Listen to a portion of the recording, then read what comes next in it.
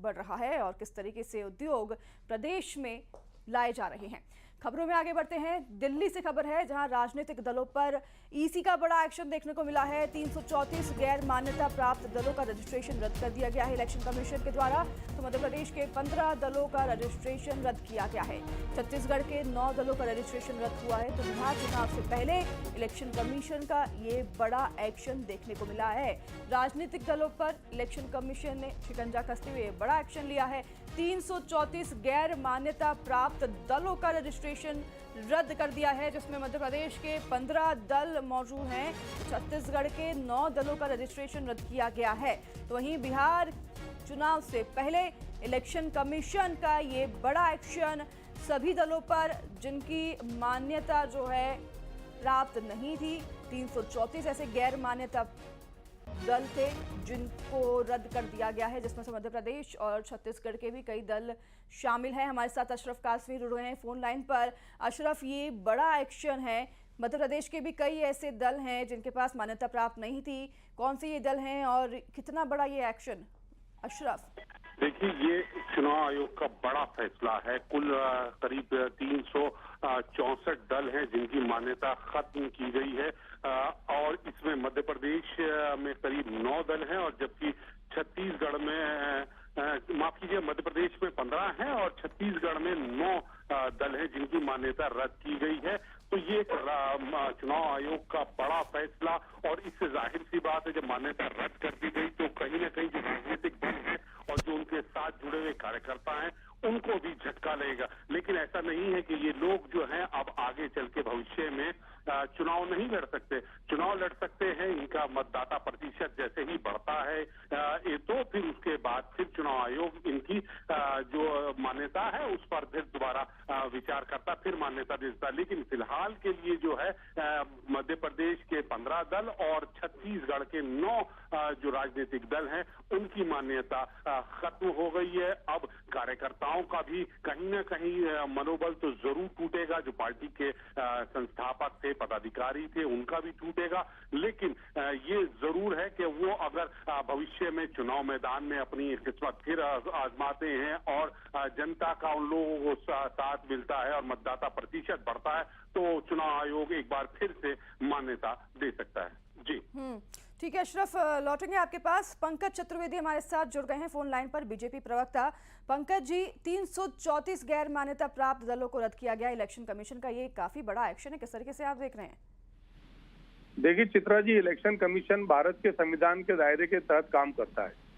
यदि आप नाम के लिए राजनीतिक पार्टी बना लें और आप राजनीतिक काम नहीं करें, राजनीतिक काम यानी चुनाव लड़ना, और लगातार 6 साल की अवधि में आप कोई भी चुनाव न लड़ें, तो चुनाव लड़ने के आधार पर जो राजनीतिक पात्रता आपको राजनीतिक दल के रूप में मिली स्वतः समाप्त हो जाती है। नियम है, उस नियम के आधार पर देश के निर्वाचन आयोग ने देश भर में कार्रवाई करी है, जिसमें मध्य प्रदेश के और छत्तीसगढ़ के भी कुछ राजनीतिक दलों के साथ यूपी के भी राजनीतिक दल हैं और भी राज्यों के राजनीतिक दल हैं और ये सब गैर मान्यता प्राप्त राजनीतिक दल हैं। तो स्पष्ट है कि निश्चित तौर पर किसी और उद्देश्य के राजनीतिक उद्देश्य तो हो ही नहीं सकता, क्योंकि राजनीतिक उद्देश्य होता तो आप चुनाव मैदान में आते, आपकी कोई राजनीतिक सक्रियता दिखती, पर आपकी कोई राजनीतिक सक्रियता नहीं, सामाजिक सक्रियता नहीं, जनता के मुद्दों पर आप नहीं, चुनाव के मैदान में आप नहीं, तो फिर कैसी राजनीतिक व्यवस्था?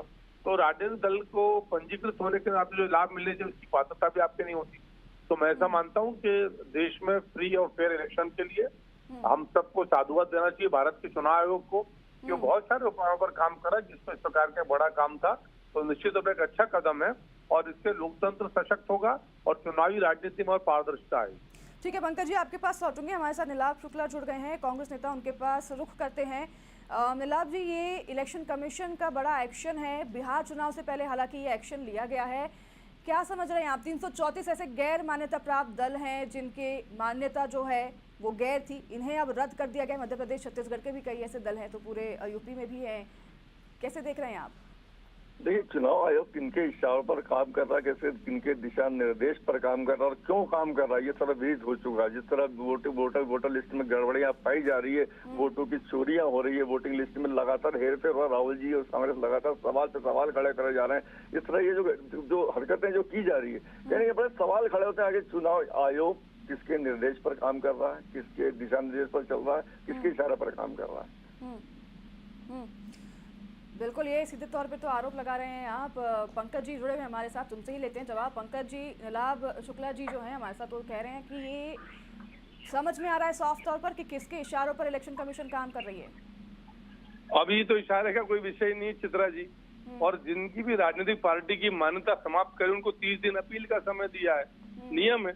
आज मान्यता समाप्त करने का आदेश जारी हुआ है तो 30 दिन अपील का समय, आप अपील करो। यदि आप उसके मापदंड पे खरे उतर तो आपकी मान्यता बहाल होगी।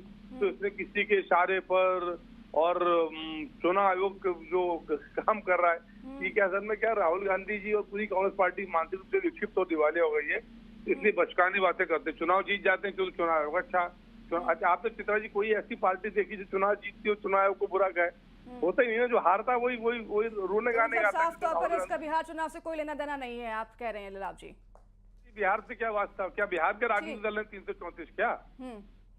ठीक है, बहुत धन्यवाद आप सभी का। समय की पाबंदी है इसलिए यहाँ पर रुकना पड़ेगा। हमारे साथ हमारे संवाददाता भी जुड़े थे, अशरफ काज़मी, उनका भी बहुत धन्यवाद तमाम जानकारी साझा करने के लिए।